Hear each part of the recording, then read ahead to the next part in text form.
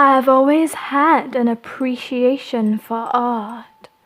Not the modern art, where paint is thrown at a canvas, and there is a disarray of crudely colored lines. No, I mean the real art. The art with detail, and construction, and tone, where you can see the curve of the body, or the diamond-like shine of the reflection of an apple-smooth surface.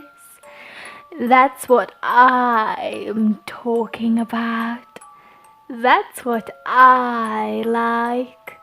The Michelangelo, the Donatello, Rembrandt, Leonardo da Vinci. That is what I live for.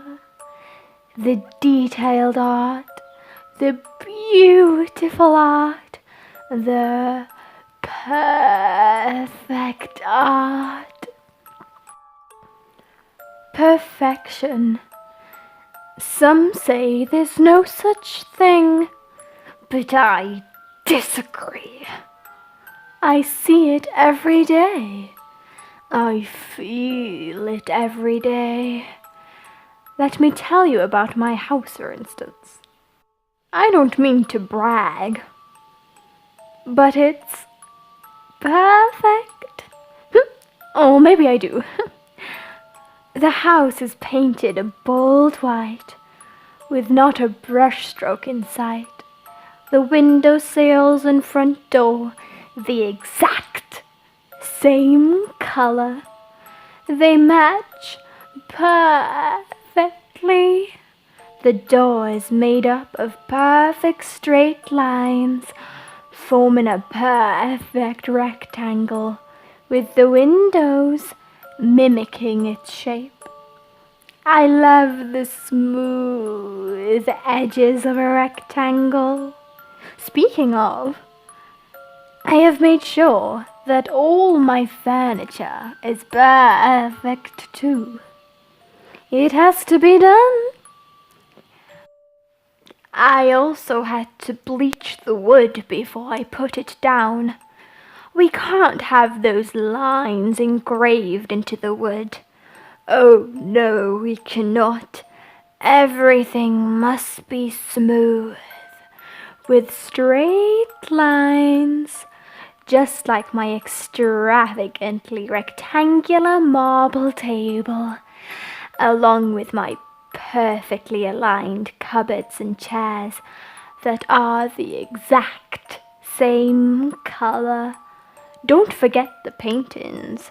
Oh no, we can't forget those perfect creations, measured and placed perfectly fitted, center of every room. I do love to look at them. So perfect. But the frames, oh, they honor perfection. They are the very meaning of the word. The rectangular shape, cupping the painting, proudly showing its straight lines and 90-degree corners, so blissfully just all in the right place.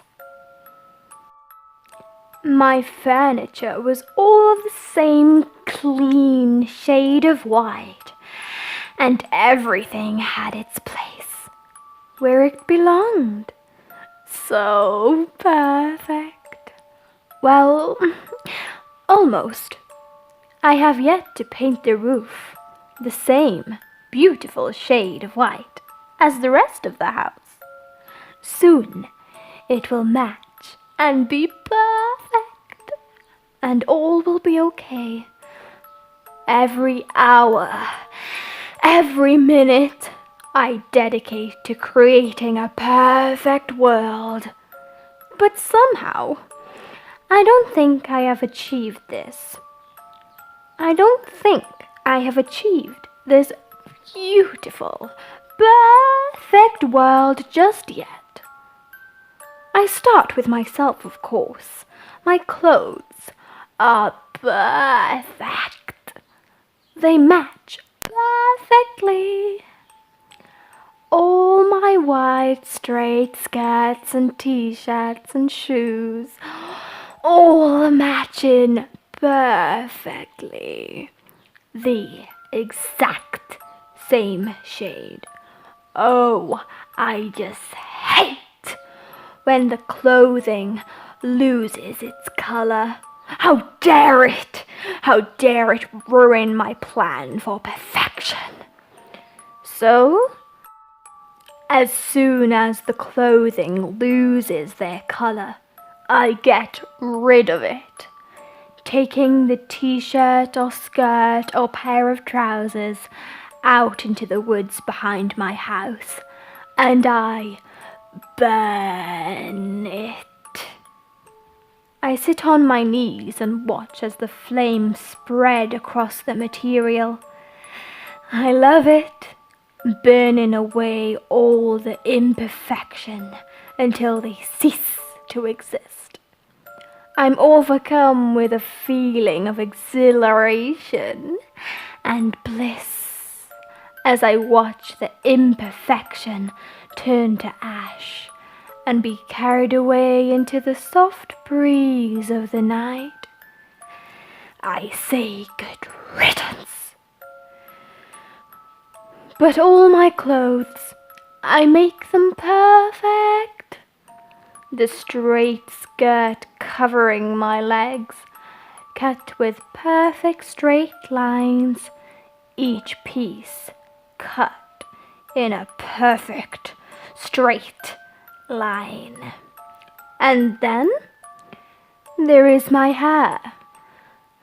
My hair is brown, like the perfect rectangular bars of chocolate, and the length is just about reaching my shoulders.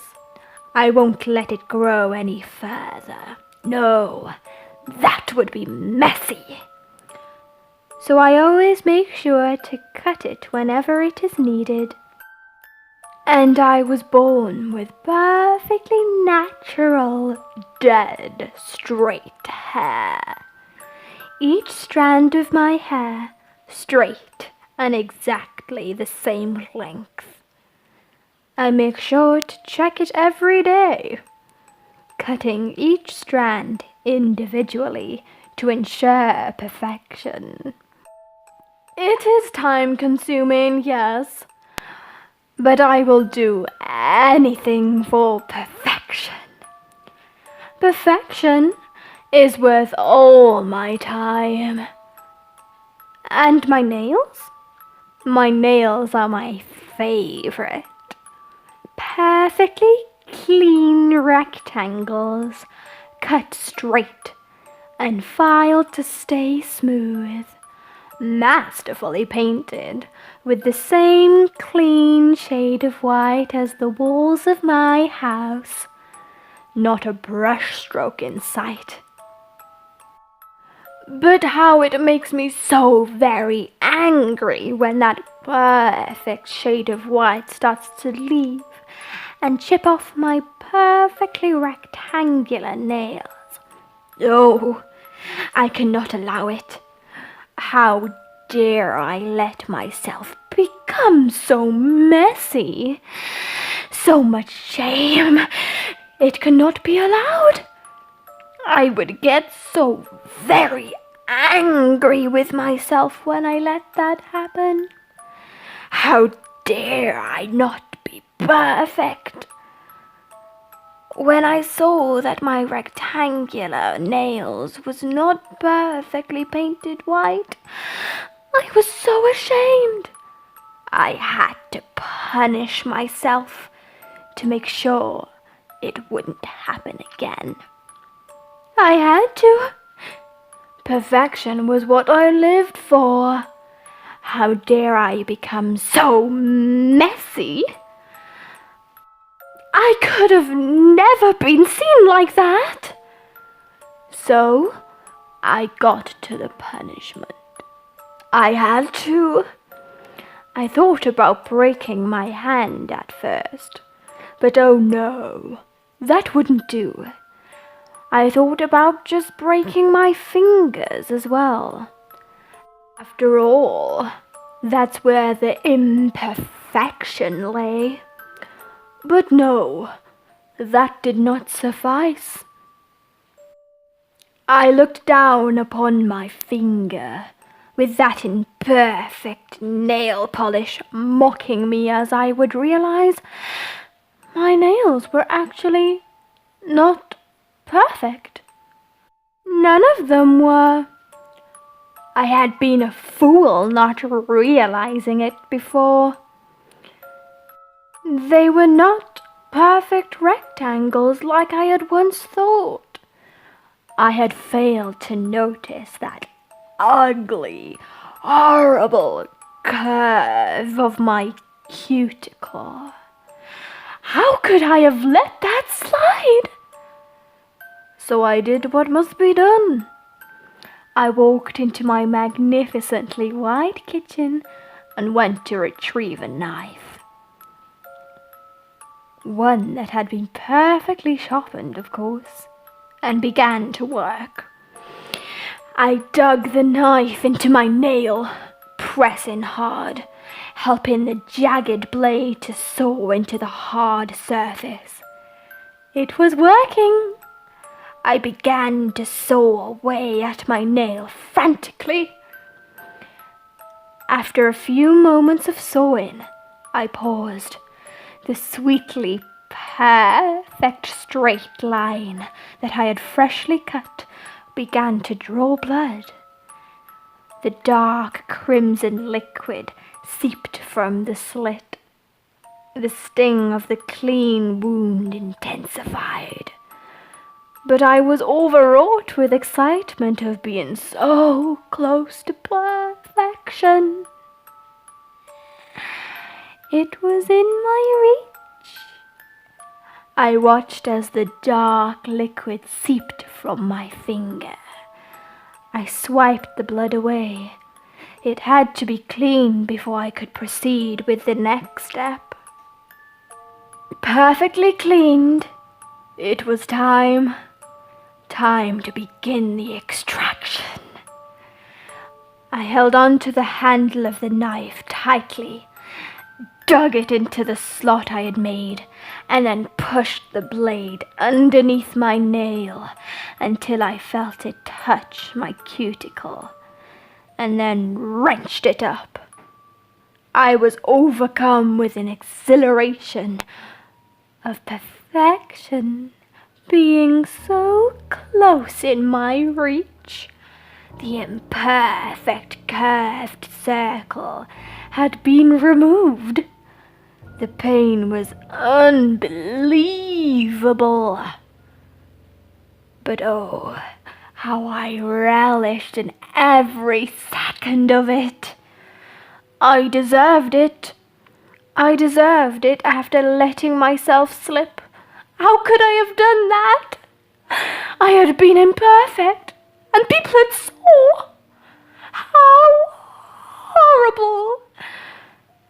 Oh, but what a perfect punishment this was. I completed the extraction and let myself admire the outcome for a few seconds before blacking out. At least, I think I did, because I awoke next to a puddle of blood, and that's all I remember. But my rectangular nail was so beautiful, so perfect. I had to do the exact same with all of my fingers. The urge was too strong, and perfection was so close. I spent a whole night sawing away at those imperfections and yanking away my cuticles until I was left with beautiful rectangles. rectangular nails. The wounds took quite a while to heal, but I knew the outcome would make it all worthwhile. I hated having to endure the sight of those red clustered scabs below my nails. I was eager for them to heal, but now, as I look down upon my perfectly rectangular white nails, I am filled with bliss at the mere perfect sight of them. It worked. It did the job well.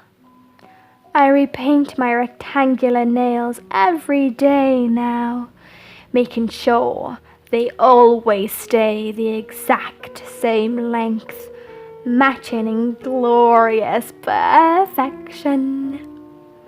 They have remained perfect since that day. I have done well. But still, there is still something missing. It just doesn't feel perfect. No, not yet. One step at a time towards a perfect world. I must start with everyone else after I complete myself. After all, how am I supposed to create a perfect world filled with perfect people when I have yet to be perfect myself?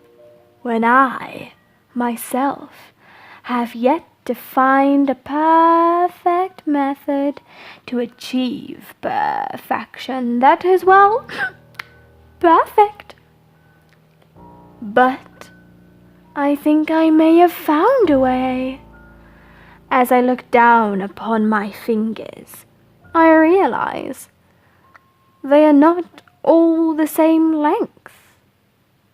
They actually do not match at all. Oh, another thing I had let slide. Oh, foolish of me. It cannot be. How can they not be perfect? So I must rid of all the odds, all those imperfections. Have you ever noticed how our fingers just do not match? How they're different in length, in shape, in size? Isn't it just ghastly? It just doesn't do. Horrible, isn't it? So I knew the perfect thing to do.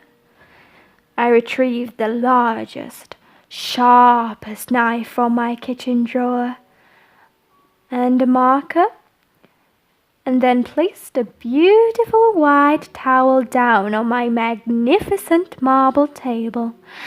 I knew the perfectly matching towel would get ruined while I worked, but it was a sacrifice I was willing to make. A sacrifice I was willing to make to achieve true perfection. I placed my hand firmly in the middle of the towel on the table, marked where my pinky finger ended, and then I extended my arm high into the air, keeping my eyes locked on the line I had marked out. I brought my knife down hard on my hand, chopping all my fingers to create a matching size. I let out a yell. The excruciating pain rushed through my body, throbbing in my toes as the cold rush ran back and forth through my body. I held my now perfect hand close to me, clutching it tight to my chest, wrapped in the towel, the crimson liquid still spurting out.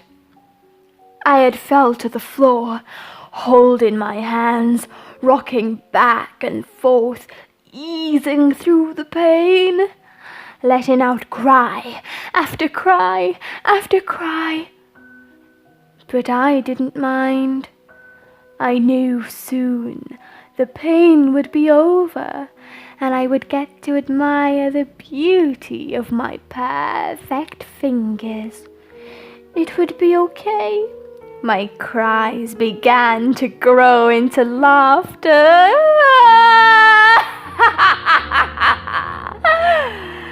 Excitement. I would get to see this newfound perfection. So soon, so soon. I will be so perfect. Soon I will be so perfect. I was then reminded that my right hand had yet to be perfect. I pulled myself up, back onto the chair. I was shaking profusely. I knew I was close to blacking out, but I pushed through it. I had to. I held the marker. It shook violently in my grasp, my bloodied hand making it slippery in my grasp. I marked my fingers, lining with where my pinky ended. My hand shook profusely, forming an uneven and broken line across my fingers. It wasn't perfect, but I knew it would create something that was. I brought the knife into the air, extravagant red liquid running calmly down my arm as I focused on my guideline. My vision beginning to blur, I shook my head, determined not to lose focus, and with a deep breath, I brought the knife down hard on my fingers. Screams. I hadn't even realized I was the one letting out strained cries of agony.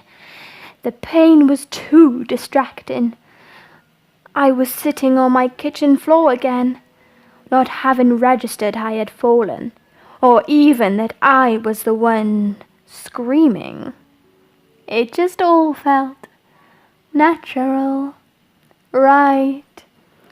I knew it was meant to be. I clutched my crimson-soaked hands to my chest, my body writhing as I rocked back and forth messily in the same rhythm as the way the pain shot through my body, the cold sting almost unbearable as it emanated from my fingers. The next morning, I awoke on my kitchen floor, still clutching my wrist, engulfed in a crusted pool of crimson. I sat up. I was still shaking violently. I was so weak, but yet still so proud, making the sacrifices I needed to achieve perfection. The pride filled my body, helping me to push through the pain and exhaustion. I sat up and leant against my fridge. The white towel had now turned burgundy with blood, a ghastly colour. The towel was still wrapped around my fingers. I thought it best to remove it, so I could see to my wounds. Just another step towards perfection. The blood had dried, sticking the towel onto the wound. I gave it a gentle tug, but it did not budge. My blood had clotted with the towel. It was stuck tight on my left hand.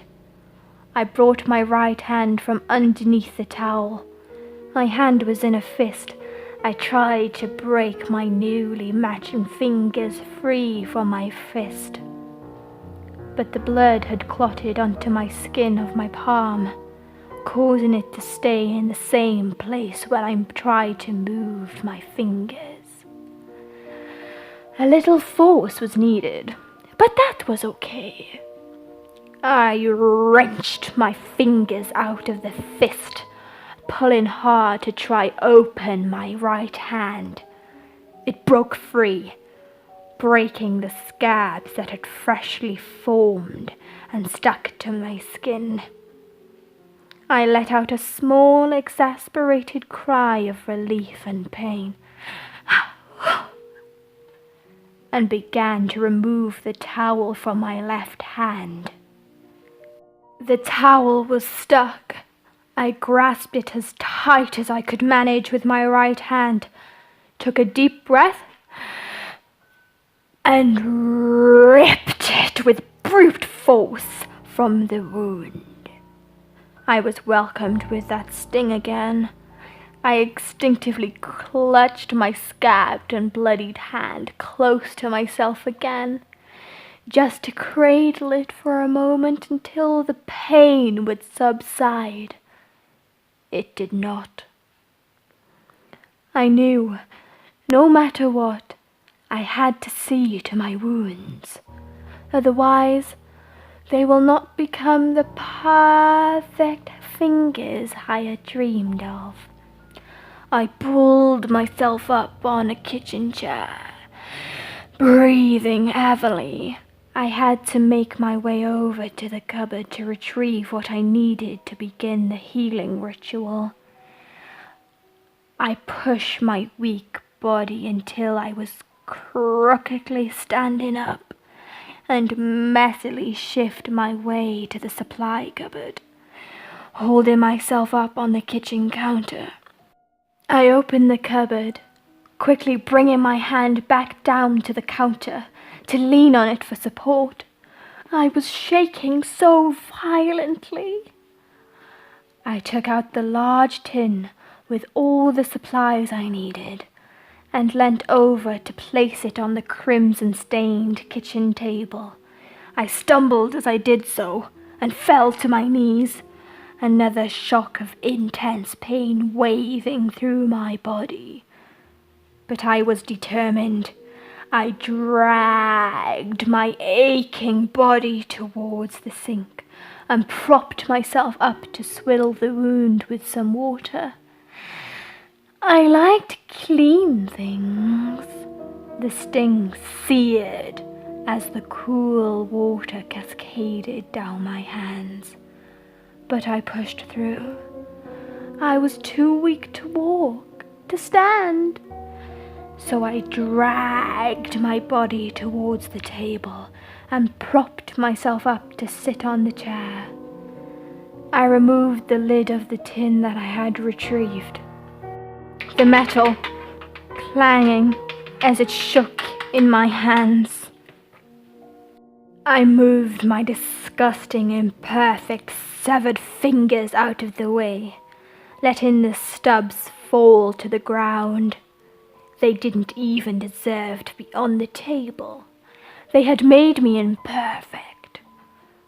So I let them fall to the floor where they belonged. I brought the tin close to me, brought out the antiseptic, and went to work with cleaning my wound. It was still oozing blood and pus. It was also secreting some other, almost clear but orangey liquid. So I did the best I could. It was okay. I knew perfection would come my way shortly. Now, with the wounds clean, I went on with the next step. I took out the sharpest needle and a line of thread and began to stitch my wounds closed, sometimes having to pinch my flesh together for the thread to form a perfect stitch. I started with my index finger, making my way down to the ring finger, completing the ritual on both hands. Every tug, every pull, every glide of the thread being pulled through my skin filled me with excitement. So close. I was so close to being perfect. I finished the last stitch and just admired my work for a few moments, the skin bulging between the thread as the scabs and blood pleaded for escape. So beautiful. The wounds took a few months to heal, along with needing a lot of hard work and care. But I didn't mind. I knew I'd look so beautiful after all the pain. Everything is healed now, and I am filled with an utmost blissful sensation of pride and happiness. They make me so proud to be the first person with astonishingly beautiful and perfect hands and fingers. Now, my fingers are all the same length, all a rectangular shape after being cut straight at the top. I had done an astounding job, if I do say so myself. They were perfect. But I had yet to feel like I had completed this journey to perfection. I knew there was still something missing. I wasn't completely perfect. No, not just yet. I started to do more things. I still cut my hair and wore the same beautiful straight white clothes and cleaned often, but I began to do a little extra to reach perfection.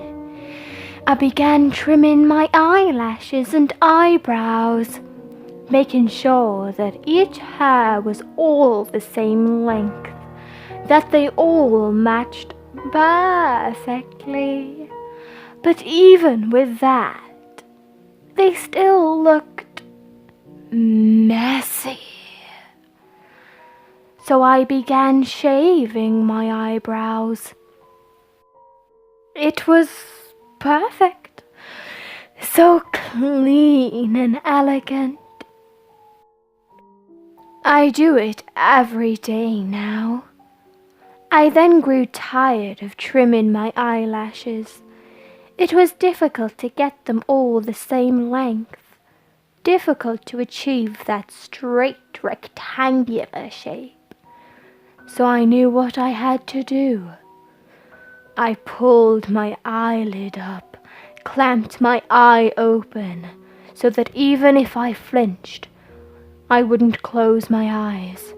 I brought the razor to my eye and dragged it along my lash line, ridding myself of all that messy hair, all that imperfection. It was perfect. I shave my eyelashes every day now. But I still felt that unsatisfactory feeling of still having imperfections. The feeling still nagged at me. I knew I was very close, so very close to perfection.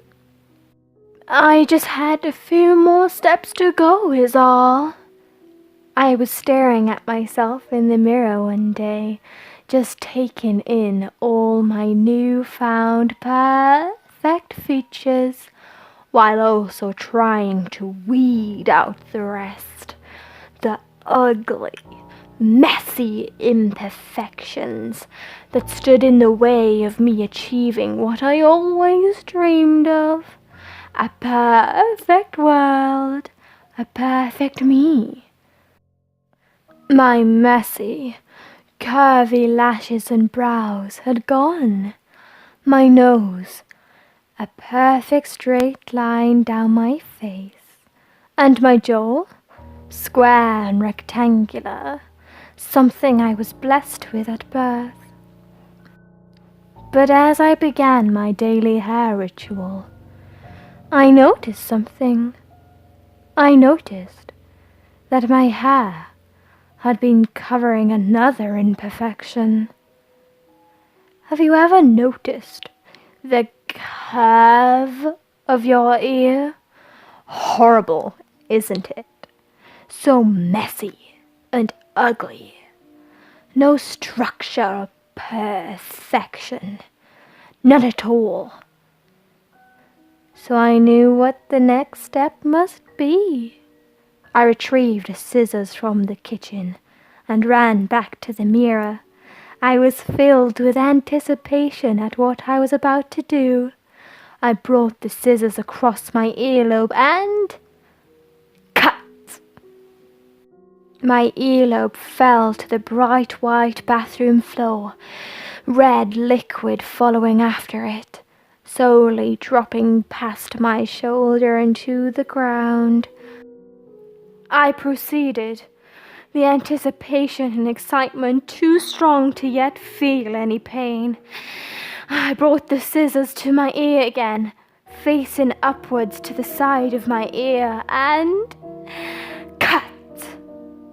Another straight line formed as the curved cartilage of my ear fell to the ground, more blood spilling down my front and to the floor. I began to feel the sharp sting of the wound. The pain grew and grew, intensifying with each second. But the excitement of knowing I was so close to perfection kept me going. I brought the scissors to the top of my ear and cut. The ugly curved flesh cascaded down my front and fell pathetically to the floor. Blood poured from the wound, and I felt the warm liquid trickle down and into my ear. Tears began to well up in my eyes. Tears of pain? Tears of happiness? Of joy? No, pride. Tears of pride. They were the tears of working so hard for years towards something, and having it all be successful, having it all be worth it. I could see it all coming together. I was so close to perfection. I thought about how far I have come as I began to cut away at the other ear to match the now rectangular, straight-edged right ear. I finished the job and held my straight hair back, revealing my now perfect ears. I smiled at my work. It was beautiful, so structured and straight and clean. Well, besides from the crimson red blood that engulfed the ear and my hands, of course. It was okay, though. This mess was a sacrifice for the final product. I would clean those later. For now, I could admire the beauty. It took a few months for my newly perfected ears to heal. A lot of prepping and cleaning. But they're all perfectly healed now. And oh, don't they look beautiful. Every morning I wake up and pull my straight hair back, just so I can admire the beauty of them.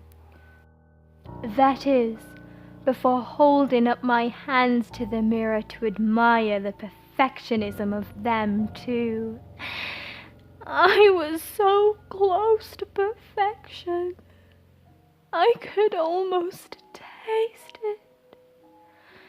But I knew there was another step, maybe just one more. I thought about gorging my horrible, disgustingly round eyeballs from my skull. They did not deserve a place amongst those newly perfected, rectangular and neat features. But that was silly. How could I see my beautifully perfect ears and hands and hair and all those other perfect features without my eyes? Oh no, I couldn't deprive myself of that. It just would not do. So I had to endure it for now. I knew I was so close, so very close to achieving perfection. My features were becoming the exact way I wanted them to be. But I didn't feel completely perfect yet. I wasn't perfect yet. Not head to toe. That's it? That's it? I walked to the kitchen, retrieved the sharpest knife, got hold of a marker, placed a towel down on the white kitchen floor, and took my socks off. I gagged at the uneven sight of my toes. Not a straight line in sight. Not one of them matching the other. It was ghastly. I knew what must be done. I marked my toes where the smallest one ended, making a precise line. I held on tight to the knife's handle, keeping my eye on the line. I felt a smirk creep across my face. I had been so happy with the last extraction and how it turned out, and now I was about to be able to do it again, growing even more perfect. The excitement filled my body at the mere thought of it, and I brought the knife down hard on my toes, having to saw a little to get through the hard texture of my bones. Clenching my teeth, I pushed hard through the pain until all extraction was complete on each foot. I leant against the cupboard for a few moments, admiring my newly matching rectangular, beautifully perfect toes. The imperfections lay strewn about the towel and kitchen floor. Oh, how ugly they were. My toes looked so pretty and neat now. I just stared at them, the dark blood pulsing from the fresh wound, pouring calmly into the no longer white towel. The pain! Oh, the pain! The cold sting was excruciating, causing shock to wave through my body. I let out a few cries along with my heavy breaths. Adding pressure to my toes below where the wounds were, I would let out strangled cries as I waited for the bleeding to subside. Oh, oh. The sting began to grow, but I still did not break my gaze with the crimson-colored perfection of my feet. I was another step closer to complete, neat perfection. The excitement filled me to the brim. I was so thrilled. So close. So close. So close. Tears began to form in my eyes. I was happy. I began to laugh until I blacked out. I was so close, so close, so close, so close. The wounds took a few months to heal, and the cleaning and the stitching was so much work. But it was all worth it. I can't walk completely alone or without any assistance now. But oh, it was worth it. They look so beautiful now. So perfect. But, you see, the imperfect parts of me still existed. I kept them until I knew that the collection was complete. Until I knew that every imperfect part of me was extracted and took away. I kept them all in a safe place until it was time. Time for them to be extracted, eliminated from the world. And now I knew the collection was complete. This meant that it was time. Time to remove them permanently from the world. Time to begin the ritual. I staggered to my bedside drawer, pulling out a white rectangular box and placed it on my lap. I opened the lid. They were all there. All my extracted body parts. They were there. Rotting away like they were supposed to. Wasting away to nothing. I closed the lid and left to head where I would begin the ritual, glad to be rid of the imperfection. I had grown so tired of having to endure the smell of rotting flesh every night as I slept. I made my way out to the woods behind my house. I walked deep into the forest until I had reached a spot I was happy with. I came to a large tree that ascended straight towards the sky. It was structured and neat and perfect. I fell to my knees in front of it and began digging at the dirt. Messy and disgusting, I know. But I knew it was for a good cause. I was just about to rid myself completely of my imperfections, and the excitement of it filled my body. After I was happy with the rectangular hole in the ground I had made, I dumped my extracted body parts into it. I stood up and stared at them for a few moments, filled with resentment. But I still sported a smug smile on my face as I stared at the rotting, discolored flesh. So smug to be ridding of such nuisance. I lit a match and threw it into the hole, joining my imperfections and setting them alight.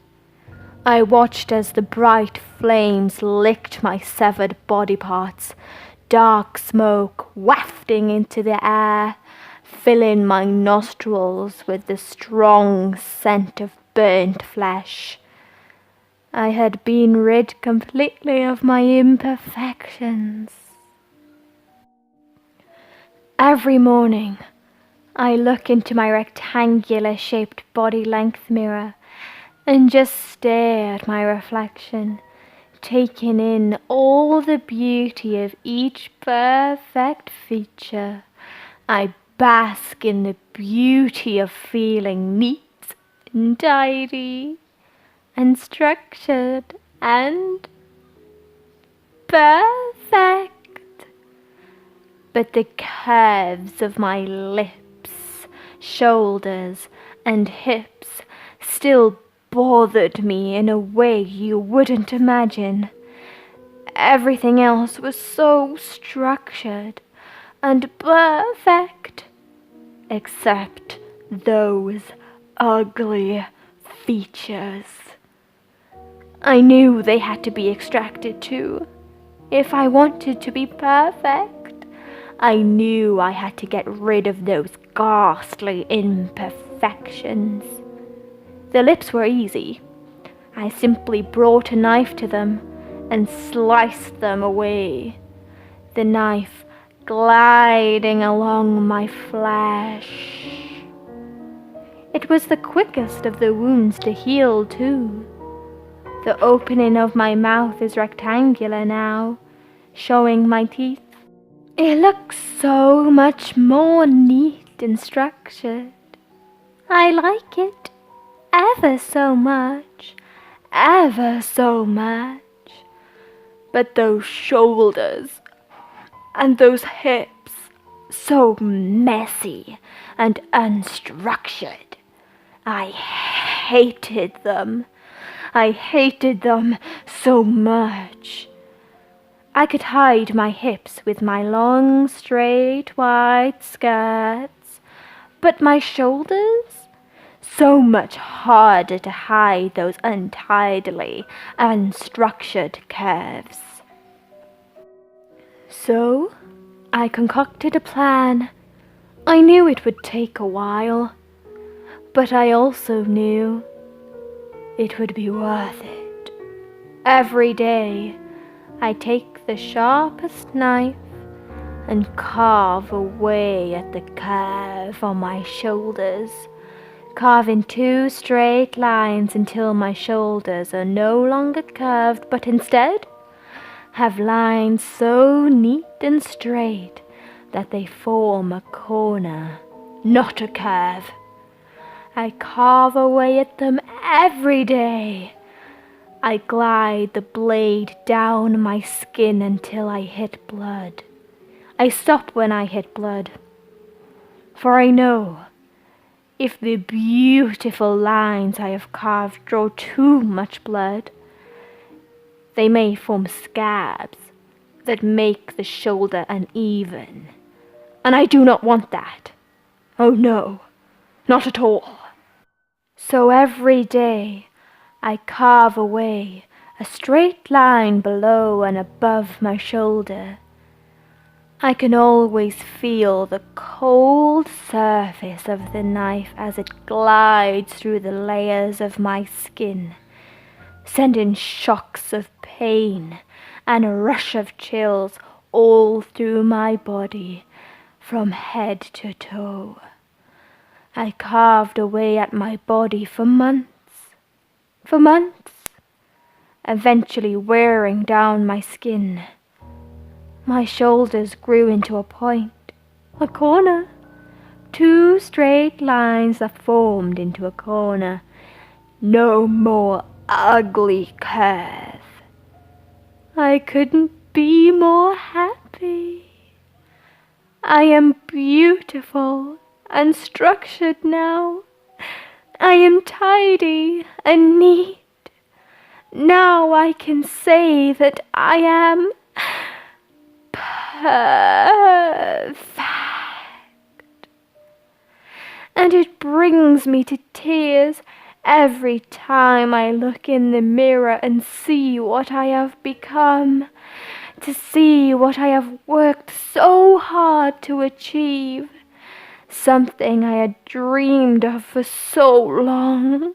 But now, I've done it. I have finally done it. I am perfect.